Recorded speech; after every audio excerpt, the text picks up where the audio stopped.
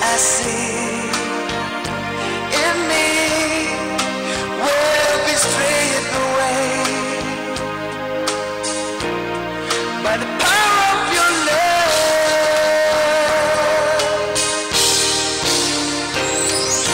Holy God. Kami kabahanan nga Diyos, nagapasalamat kami ning buntaga nga ikaw mao sa gihapon, ang kagahapon, karon ug sa walay katapusan. Nagampo ako nga ikaw magapanalangin karon sa tanan nga nagapaminaw dinini maong programa. Salamat nga ikaw puno sa grasya, nga nagabubo sa grasya sa matag panimalay, matag kinabuhi sa mga negosyante ug uban pa Ginoo. Nga ikaw maluluyon o magapanalangin kanila. Daghang salamat sa mga milagro nining orasa, pinagi sa pangalan ni Kristo Jesus amo Ginoong manuluas. Amen ug amen. Praise God. Mayong gabi, mayong buntag sa atong mga kaigsunan nga nagapaminaw ning atong tulumanon Worship on Air program sa Throne of Grace Global Fellowship nimutang sa May Gonzales Simino, Building 4 Tubod Highway, Iligan City. Mga igsoon ko naka sa Iligan City, ko kang imbitahon sa panagtigom sa Throne of Grace Global Fellowship nga nahimutang sa Gonzales Simino, Building 4. At bang kini sa May Price Plaza. Dalan ni tultulon pareho ra nga building sa Pag-ibig Office o sa PhilHealth nga ilang yabangan, nakita sa 4th floor. Og unya nigsaka nimo na ay mga ushers nga nagahulat og andam nga moabi-abi kanimo og alalayan or mo dasig sa kanimo og dadon ka ngadto sa lingkuranan. Salamat sa Dios. Magsugod alas 9 ang takla sa buntag. Og unyang Wednesday magsugod og alas 6 ang takna sa gabi. So ayaw kalimot mga higala ug mga igsoon sa atong buluhaton sa simbahan, no, mga kaigsuunan. Og dalaygon ang Dios nga kita mga kaigsuunan naga-reach out, no, nadto mga victims sa Yolanda nga ning miagi.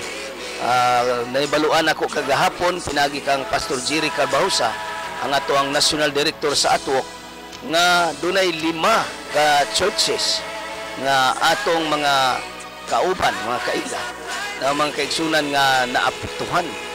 Ang tulo ni ini na wash out diha sa Ormoc, Saliti ug Tacloban. Og ang duha ni ini naa sa Cebu. Atop hinuon maoy na kuan libwas, no, nawala. So nakinahanglan kini og tabang kanato. Kung ikaw dunay ipadala nga tabang niini, malipay kami nga ikaw magpahibalo kanamo aron singunana mapaabot usab nato ang tabang ngadto kanila. Ang immediate needs nila mga kaigsunan mao ang pagkaon, no, na padadaan mo sila kwarta wa mangyapon sila mapalit didto. Mao nga pagkaon, mga canned goods, mga reliefs, no, nga mga sinina atong ipadala ngadto kanila. So nakinahanglan po ta gihapon og financial para nga matabangan nato sila pagpabarog sa ilang panimalay o niya mapabarog usab nato ang simbahan nga naguba pinaagi sa Yolanda. Atong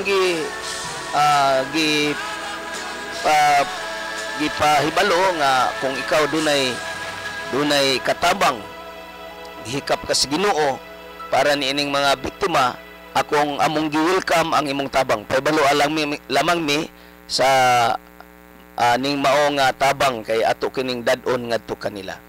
Ang akong cellphone number 0919-819-7708. Nagpasalamat kita sa Ginoo kay walay namatay, no, sa ilahang mga sakop. So mo kana atong announcement. Akong usbon, akong cellphone number 0919-819-7708. Kung ikaw padala og tabang ngadto kanila, pahibalon lamang kami, or may tungod sa imong mga relief goods, mga kaigsunan nga itabang, pwedeng mong i-dadon ngadto sa Throne of Grace Global Fellowship. Nahimutang sa May Gonzales Simino, Building 4 Tubod Highway, Iligan City. Og dala ang ninatultulon mga kaigsunan nani sa highway sa Tubod, no, at bang sa Price Plaza. Ang atong cellphone number dito sa church is 221-3133. Mo ka na mga kaigsunan. O karon mo ato kita sa mensahe sa pulong sa Dios, mga igsoon, kinabuhi nga dili matarog. Mo kini karon ang atong topic, mga kaigsoon. Akong basahon dinhi sa Hebrews chapter 12 verse 26 nagaingon ri, His voice shook the earth at that time, that now He has promised, I will once more shake not only the earth but heaven as well. The word once more plainly show that the created things will be shaken and removed so that the things that cannot be shaken will be remain. Let us be thankful then, because we receive the kingdom that cannot be shaken. And let us be grateful and worship God in a way that will please Him with reverence and fear, because our God is indeed a destroying fire. Ang Ginoo maga panalangin sa iyang mga pulong. Unsa man ang mga butang nga dili matayog, mga kaigsunan. Number 1, ang dili matayog o dili mausab-usab mao ang pulong sa Ginoo. Nagingon ang balaang kasulatan, heaven and earth will pass away, but the words of the Lord remain forever. Kung ang tao dunay pulong sa Dios, mao kana ang kinabuhi nga dili matarog. Kung imong mahinumduman, mga kaigsuunan, mahanaw man ang langit, pero ang pulong sa Dios magpabilin. Kung ang pulong sa Dios naa sa imong kasing-kasing, kini maoy magpabilin kanimo, kini maoy mag-serve as a preservative. Ang pulong sa Dios maghatag og kinabuhi. The Word of God is the breath of the Spirit of God into your spirit. Maghatag na gininhawa, igsuon, ang pulong sa Ginoo. So kung ang tao dunay pulong sa Dios, kinabuhi nga dili matarog. Usa kana ka kinabuhi nga na-fix, mga kaigsunan. Unya na giingon diri sa balang kasulatan, and let us be thankful then, because we receive a kingdom that cannot be shaken. Number 2, nga dili di ay matayog, mao ang kingdom. The kingdom of God. Dili kini matarog. Busa kung ikaw masakop sa gingharian sa Dios, mga igsoon, dili matarog ang imong kinabuhi.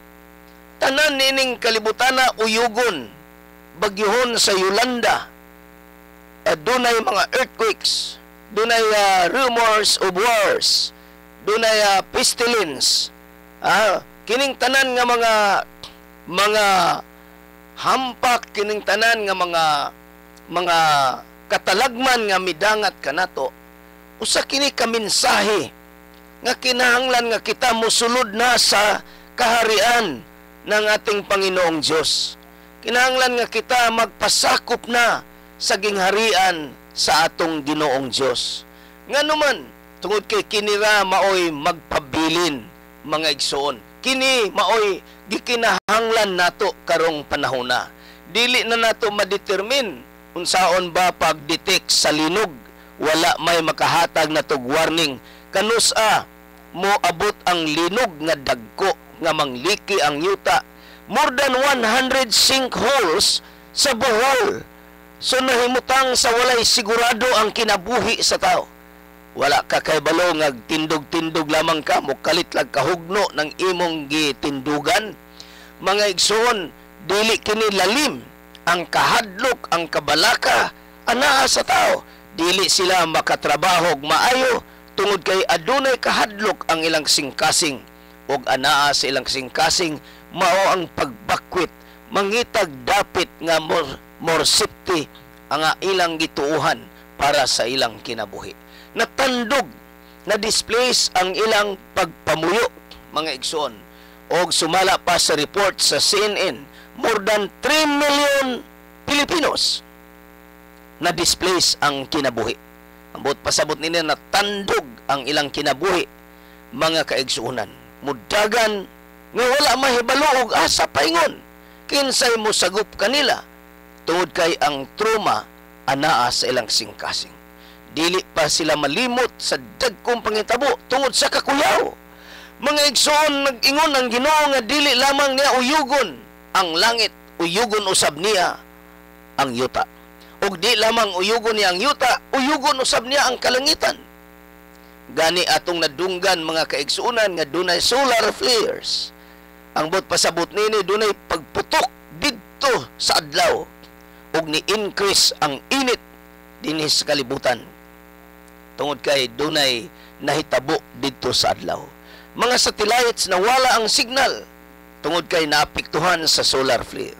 Pila na kaputok mga kaigsuonan sa solar flare nga atong nadunggan, hilabihang daghana. Usa kini sa pag-uyog. Kung atong mahinumduman ang meteors nga nahulog mga kaigsuonan dito sa Russia nga nagaguba sa building sa sounds lang nga nagadagan mga kaigsuonan dili kini lalim. Niya na kita sa katapusang mga adlaw. Nagkinahanglan kitag dapit nga dili matayog, kinabuhi nga dili matarog, ug walay lain nga atong gikinahanglan mao ang pulong sa Dios. Kinahanglan masakop kita sa gingharian sa Ginoo, kay kini mao nga butanga mauray dili matayog nining katapusang mga adlaw. Nag-ingon ang balaang kasulatan sa Lucas 21 versikulo 35. Mingon niya, magbantay kamo og dili kamo magpalabi sa inyong sa makahubog nga ilimnon. Nga naman niya kita sa dapit nga magbantay. Niya ta sa panahon nga kinahanglan mabinantayon. Unsaon pa sa tao sa mabinantayon kung siya nalulong pag-ayo sa droga o sa makahubog nga ilimnon. Dili na siya makabantay niya na. Busa, ang balaang kasulatan naghatag kanatog warning nga dili kita magpatuyang sa makahubog nga ilimnon. Ikaduha, dili kita magpatuyang sa kabalaka. Kay ang kahadlok o kabalaka mao'y anaa sa kasing-kasing sa atong panahon karon. Di lamang sa Pilipinas, kundi sa tibuok kalibutan. Ang tao nagtan-aw sa kinabuhi nga wa na'y kasiguruhan na tayog na ang kalibutan, mga kaigsuonan. Mao nga niining panahon na mo karon ang giingon sa Ginoo, ayaw pagpatuyang sa kabalaka, kay ang daghan wala maigo sa linog, wala maigo sa baha apan namatay sa kabalaka. Mao nga ang atong gikinahanglan, magpasakop ta sa gingharian sa Dios. Magpasakop ta sa atong Ginoong Hesukristo, kay kana mo'y dili matayog mga kaigsuonan. Kana ray dili matayog. So atong hinumduman unya sa katapusang pahimangno, ang Ginoong Hesus mingon siya, magbantay kamo og magampo aron kamo makalingkawas gikan ining dagkong mga pangitabo sa kalibutan. Hinumdumi nga sa katapusang mga adlaw naghinapos na kini. Niya na kita sa katapusang pakli sa panid sa kalendaryo sa edad sa atong kalibutan. Mao nga gikinahanglan nga kita mangandam ang nagatindog na kita sa ngibi-ngibi sa mga dagkong butang. Nahitabo na ang mga ilhanan sa pagbalik sa atong Ginoong Hesukristo. Kinahanglan nga magbantay kita. Ingon ang balang kasulatan, magbantay kamo. Kung ikaw naa sa daplin sa suba, siguro kinahanglan na kanimo nga naa kay life jacket nga naka-standby sa imong balay. At anytime mutaas ang tubig, di doon na kay life jacket. Kinahanglan nga magbantay kita. Unsa may atong buhaton tungod sa climate change, atong pulihan og tanom ang atong giputol nga mga kahoy. Dili nato ilabay ang basura sa kanal. Og unya atong hipuson ibutang sa dapit nga diin dili kini makahatag og prowisyo sa atong mga kaigsuonan o sa atong kinabuhi. Mga kaigsuonan, ingon ang Ginoo, magbantay kamo. Unsa man nato sa pagbantay nining katapusang mga adlaw? Mato pa diha, magbantay og magampo. Dili enough nga kita watchful, but nagingon ang Bible, watch and pray. Kinahanglan nga ikaw magbantay og magampo, kay kini mo'y awhag sa katapusang mga adlaw nga magbantay kita. Nagkinahanglan tag kinabuhi nga dili matarog, mao ang pulong sa Dios ug ang gingharian sa atong Ginoong Hesukristo. Miabot ang takna sa mga pagampo. Kung ikaw dunay mga suliran sa kinabuhi, guniti lamang ang radyo. kay magaampo kita. Kung ikaw layo sa radyo, itapion imong tuon kamot sa imong dughan kay ako magaampo nining orasa. Praise God, magaampo kita. Labing gamahanan nga Dios, salamat nga ikaw walay pagkausab ang kagahapon, karon ug sa walay katapusan. Nagampo ko nga ikaw mga panalangin karon sa tanan nga nagapaminaw. Nagampo ko kinabuhi nga dili matarog, nga dunay kasiguruhan, nga ang kabalaka dili mo lumos sa mong kinabuhi, ang kahadlok dili mo tayog sa mong kinabuhi. Apan Lord, makabaton kami pulong sa kinabuhi, iginhawa sa Espiritu Santo, dinhi sa among Espiritu, makabaton kami kalig-on o kaayuhan o milagro sa among kinabuhi. Sa pangalan ni Kristo Jesus, among Ginoong manluluwas. Amen o amen. Praise God. Higalag igsoon nining buntaga, ako nasayod nga dunay gibuhat ang Dios sa imong kinabuhi. Sultihi ako giunsa sa Dios sa paghimo ang milagro sa imong kinabuhi. Sultihi ako nining simanahuna. Akong gikalipay ang pagdawat sa inyong mga text. Kamo nga nagapaminaw unya sa Stream Radio, pinaagi sa akong Facebook, no? Ako kanang gikalipay nga magpahibalo kamo, giunsa kamo pagpanalangin sa Dios. Isulat kining maong cellphone number 0919-819-7708 o sa akong Facebook Rudy2001k@yahoo.com o rudyisik@yahoo.com. Daghang salamat igsoon o higala sa imong pagpaminaw ning atong tulumanon. Wa ko'y lain nga giawhag, dili bag-ong relihiyon, kundi kinabuhi nga dili matarog, pinaagi kang Kristo Jesus nga atong Ginoo. Nining buntaga ako moingon nga ang Dios magpanalangin kanimo, maghatag kanimo kusog ug kalinaw, magabantay sa imong kasing-kasing ug sa imong unahuna, labi na nga niya kita sa katapusang mga adlaw. Ayaw kalimot nining orasa. Ako mag-imbita kanimo sa panagtigom sa Throne of Grace Global Fellowship, nimutang sa May Gonzales Simino Building 4, Tubod Highway, Iligan City. Or tawagi kami sa telephone number 221-3133. Mo ka na mga kaigsunan. Daghang salamat kini si Pastor Rudy. Magaingon nga ang Diyos magpanalangin kaning tanan. Bye-bye. God bless you all.